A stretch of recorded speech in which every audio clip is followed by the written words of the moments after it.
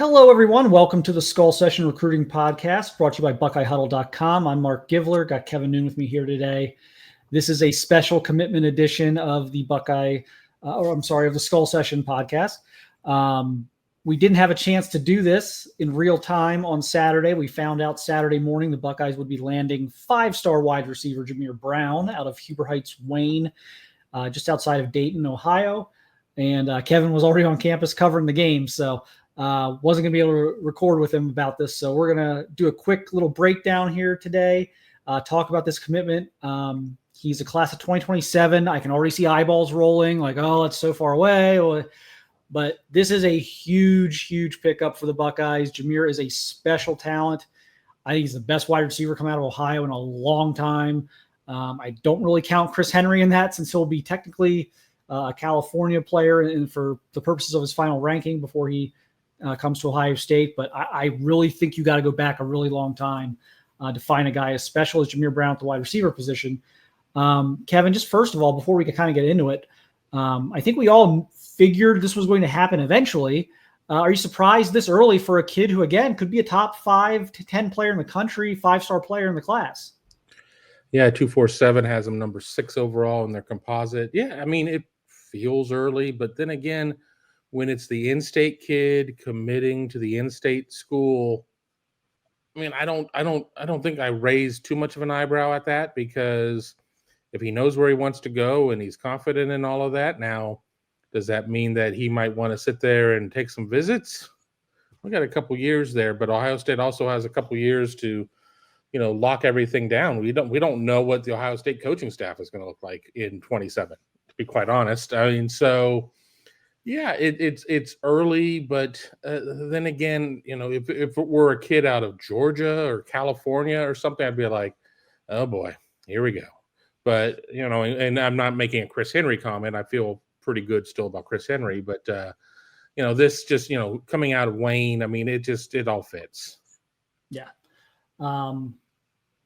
Let's get to the tape here real quick, and then we'll kind of talk about the commitment impact and things like that. This is a special talent. He is electric. He is a 10.5 100-meter track guy as a freshman. He's basically the fastest guy in the state of Ohio as a freshman. It's almost unheard of. And that translates to the football field. He erases angles. He absolutely erases angles. He is a big-time run after the catch guy. He is a big-time deep ball threat. It's an interesting dynamic. Like so many of these receivers lately, big physical guys, Jeremiah Smith, Marvin Harrison, or you get like the crafty guys like Jackson Smith and Jigba, Emeka Ibuka. Jamir's a little different. Jamir's going to be an absolute just speed demon. There's no other way to describe him. He is just he's special with the ball in his hands, and he's not just a deep threat. He is a guy who can kind of catch those short ones and run after the catch and make guys miss. I was at a game against Springfield earlier this season where he got a safety and just put him on skates, and the safety never even touched him. So he wouldn't have been down in flag or two-hand or one-hand touch or anything. And just an unbelievable, one of the best open field moves I've ever seen. This is just, again, I don't think people can be excited enough about this kid. Again, I want to see what his track times are this spring, because he's, again, 10.5 in the 100 as a freshman, just outrageous. What's he going to run his sophomore track season still upcoming? What's he going to be as a senior? I've seen him listed at 5'11", 170. He's bigger than that. I think he's at least 6 feet tall. He's definitely bigger than 170 now. He's not undersized. This is going to be, for my money, I think he's going to be the best wide receiver coming out of Ohio since Ted Ginn Jr. And not to be like super hyperbolic, but like there are things Jamir does as a sophomore in high school that Ted Ginn wasn't really doing as a sophomore at Ohio State, in terms of his ability to run routes and just the way he catches the ball so cleanly with his hands. There are things here that are now, Ted Ginn Jr. had a very special skill set in terms of his speed, in terms of his vision, and in terms of his kick return ability. So I'm not necessarily saying one's necessarily better than the other. At this point, it'd be way too early to put that on Jamir Brown, but there are things there as a pure receiver that have him ahead of that type of tracks, which just makes it even more exciting and intriguing to watch him develop. Let's not forget that when Ted Ginn Jr. was recruited out of high school, databases had him listed as a defensive back. So, that's kind of crazy to think about that. But Jamir really just kind of checks so many of the boxes. Again, he's not going to be 6'4". That's just not, unless he's got one hell of a growth spurt left in him. And I'd be terrified to think of what that is. We'd have to figure out how to make him a 7-star if that were going to be the case. But, he has, a couple years to really round into that college body. Bigger than the 5'11", 170 that's listed in the databases. Really the kind of player that a complementary piece that you can build around. You're going to have quarterbacks that are going to want to throw to this guy. Then you're going to have offensive linemen that are going to want to block for those quarterbacks. And, you're going to have DBs that are going to want to go against him every day in practice. So, it is a huge piece. So often we talk about, you need a quarterback as your first piece in a class to be able to build around. I think Jamir Brown is a tremendous piece. Yeah, I think they're going to be hard-pressed to find a higher-ranked player in this class, to be honest with you. He's going to be way, way up there at the top of the rankings throughout. If I haven't driven the point home enough, I think he's the best player in Ohio right now. I think he's the best prospect player in Ohio right now. I would take him over any Ohio prospect right now. And there's a lot of guys in Ohio I like right now. I love that 26 class. A lot of guys there. Certainly love a guy like Carter Lowe in 2025. But I think Jamir Brown is currently the best football prospect playing his high school football in the state of Ohio right now. I think this is a huge pickup, and I don't think people should be overlooking it because it's early or they haven't really gotten the full picture of what Jamir Brown is yet because they haven't been following 2027 as much. Like, I get all that, but you're going to want to dive into this one. I'm not worried about a flip. Brian Hartline is doing Brian Hartline things on the recruiting trail right now, and he does a pretty darn good job of keeping the guys he has. This is a kid who grew up an Ohio State fan. This isn't some forced early commitment. So I think the opportunity is there. I think it's going to be a recruitment that doesn't have a ton of drama, but we'll see. Obviously, 2 years for all sorts of things to change. We don't even know what the NIL landscape is going to look like in 2 years. We don't know what, is the money flowing from the programs at this point in 2 years? Is NIL, has NIL gone even further off the rails in 2 years? We don't know that stuff yet, but I think all things considered, this is going to be a pretty safe commitment. And again, I think the best player in Ohio right now. Kevin, how much do you think just the Jeremiah Smith has so much, he was a hyped high school prospect, of course, number one player in the country for many people, but that's not the same as the hype you get when people start talking about you on Saturdays in college football games. You're dominating college football as a freshman with millions of eyeballs on you, and people are talking about you being the best they've ever seen. The hype around Jeremiah Smith is really just about unlike anything I've ever seen at Ohio State, at least. How much of that do you think is factoring in for guys like Jamir Brown to maybe get on board early? Because for Jamir, he's a guy who can continue that legacy, but he can do it in a way where Jeremiah's going to be off to the NFL when he comes in. Jeremiah's going to be 3 and done, breaking news. So Jamir gets to come right in on the heels of that and maybe make an early splash. And maybe he sees Jeremiah making this early splash. If you're a 5-star guy like that in his class, don't you have to think, maybe I can do that? Yeah, you look at that, I think you have to get excited by what Jeremiah's been able to do. Again, they're two different players in terms of body types and everything else, and it's not like you're necessarily going to be able to call the same plays for each of them. But, Ohio State being able to do this time and time again with Jeremiah, with Marvin, with JSN, with Olave, with Wilson. We can just go down the list of these receivers that they've had here recently. And you like, if you are a quarterback, if you're a receiver, you like the Ohio State offense. You like what they're doing. It is a stat friendly, catch and run type of situation. There's a lot of positive things there for you to be able to grab onto. It'll be interesting to see what the buzz around Jamir Brown is moving forward. Now he's committed. So is he going to get talked about as much, or is he going to be kind of an afterthought? Well, he's essentially in a Columbus suburb.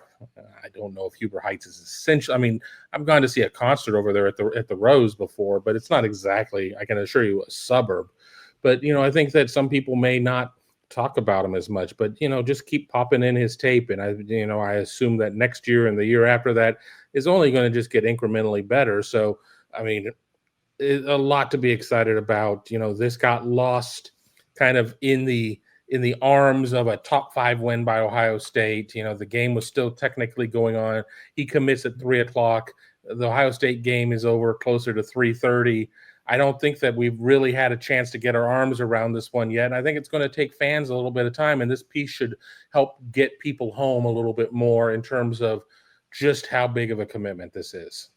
And of course, David Sanders making that surprise visit in 25, which is obviously the more urgent situation, was also a thing people were kind of locked in on Saturday. So I thought doing this, obviously rushing it out there on Saturday, I think would have been probably lost in the shuffle of everything going on. So we wanted to kind of sit down and do this a couple days later. The other thing you got to consider here, Brady Edmonds, 2027 quarterback prospect, one of the top quarterbacks in the 2027 class out of Huntington Beach, California. He is looking to decide maybe toward the end of December. I mean, this may be a decision that comes down, let's say, in the next 2 months. Doesn't this help? Maybe that's part of this. Maybe that's part of what's working on this is like, look, you're going to be a Buckeye, Jamir. Let's get in here and let's go get your quarterback. Let's figure out who you want a quarterback. Let's figure out who we want a quarterback. Let's maybe start building an offensive line or building, a group of receivers in this class. But if you're Brady Edmonds and you see this, you see this commitment happen, I mean, that's got to add a little. You're already interested in Ohio State. That's got to add a little extra intrigue, right? Well, I mean, we certainly have seen quarterbacks end up at programs that don't have any wide receivers, and what ends up happening there. Now the answer is transfer. But I mean, it is so important. So I think that being able to have that guy, and kids are getting more and more sophisticated in terms of their recruitments and knowing information. It's an Ohio kid, and he's probably not going to flip or whatever. This isn't, building your class around Jeremiah McClellan only for him to flip away or something like that. So, I think that there is a method to their madness. It's kind of funny that it used to be so forbidden to be working a class ahead. Oh, you're going to scare the kids off who you're recruiting a class behind. Now we're talking a couple of classes ahead and getting everything together. But, with this player empowerment movement, and players can move on with no real penalty whatsoever, I don't see why programs don't just work ahead at this point, because, I mean, it's just, recruiting is so different now than it was 10 years ago. This is the last thing, if you thought Ohio State receiver, recruiting couldn't get better, or, it's only down from here. Chris Henry Jr. and Jamir Brown, that's as good of a tandem in back-to-back years as they've recruited during this entire run. And I was a huge Garrett Wilson guy, obviously. I think Olave surprised everyone with how good he was, but I was a huge Garrett Wilson guy. I was a huge Smith and Jigbo guy. We all knew Marvin Harrison was going to be good. We didn't know he was going to be maybe that good, but we knew he was going to be good. Like, this is these are both like top 5 players potentially in the recruiting class. This is nuts. I mean, this is from a ranking standpoint, this is better than what they've done before, even with all the great players they've had. Just zero out what they would have in 27, because we don't know. I mean, a lot of these players are undeclared at this point, but you have Chris Henry outside, and you have Jamir Brown outside, and then what do you get at the slot at that point? I mean, once again, it's just going to be a case of, well, what is the least terrible option? Who are we not going to double? Because you can't double them all, or you're just going to get the ball run down your throat. So, once again, Brady Edmonds has to probably be aware of all of that as well. But it's just thinking about the two of those guys on the same field at the same time. And again, if I'm a slot guy in 27. I'm making sure, if I'm hearing from Brian Hartline, I'm like, maybe I want to get on board with this. But, again, I don't know if Ohio State necessarily needs to to speed through putting 27 together. I think you kind of pick and choose a little bit. You slow some guys down or whatever. But I mean, again, if there is a top 10 kid that wants in the Ohio State class, and it's not a position of, chasing clout or whatever you might be afraid of, you do it, Yeah, and this commitment allows them to be picky. And like, you've already got Jamir Brown. You don't need to go out there and get 2 more guys, in the next 6 months. You can kind of play this out as much as you want. And it's just crazy. Like Chris Henry Jr., you couldn't have 2 better complementary pieces than Jamir Brown and Chris Henry Jr. Jamir Brown is the ultimate, like, he can score anytime he touches the ball, electric open field runner, deep threat. Chris Henry Jr. is the ultimate big bodied, just throw it up and let him go be physical and dominate, red zone target. Like, so they're very different, but they're both elite at what they do. And then you throw in a guy like Jaden Ricketts, who they just got a week ago, and he's a big track guy. He's a fast, he's more of a straight line guy than maybe like the quick twitchiness of Jamir Brown, but he can really stretch the field too. You are going to have all sorts of problems, I think, defending these receivers. But again, I look back and I'm like, think of all the great tandems they've had, all the great recruiting they've done. And then you look at it in theory, and I'm not saying it's going to necessarily play out that way. We'll see. But as far as the rankings are concerned, this is a better back-to-back than like anything they've done so far. It's just nuts to think that they can just keep doing it at this rate at the receiver position. So, credit to Brian Hartline for another big commitment and not making Ohio State fans sweat about the top player in the state in 2027 and getting that one wrapped up quickly. And, been a nice run for him. Jaden Ricketts last week, followed by Jamir Brown. We'll get something up on Jaden Ricketts as well for you guys. We've been wanting to do that. He also committed during a road game. So we were really off. We were really unable to get something up immediately for that one. So we will have that one as well for you guys this week. But, want to get this up on Jamir Brown. Big commitment for the Buckeyes. Enjoy this one, guys. I think, again, it's an Ohio kid. It's not some random Florida kid that you're going to have to, I think, sweat too much the next couple of years. I think this is a solid commitment and a great player for the Buckeyes in the 2027 class. So thanks everyone for watching and listening. Stay tuned to us at youtube.com/Buckeye Huddle throughout the week as we talk about the Michigan game and everything else going on right now. David Sanders, everything else that there is to be excited about right now in the world of Ohio State football and recruiting. We will see you next time. Thanks again for watching and listening.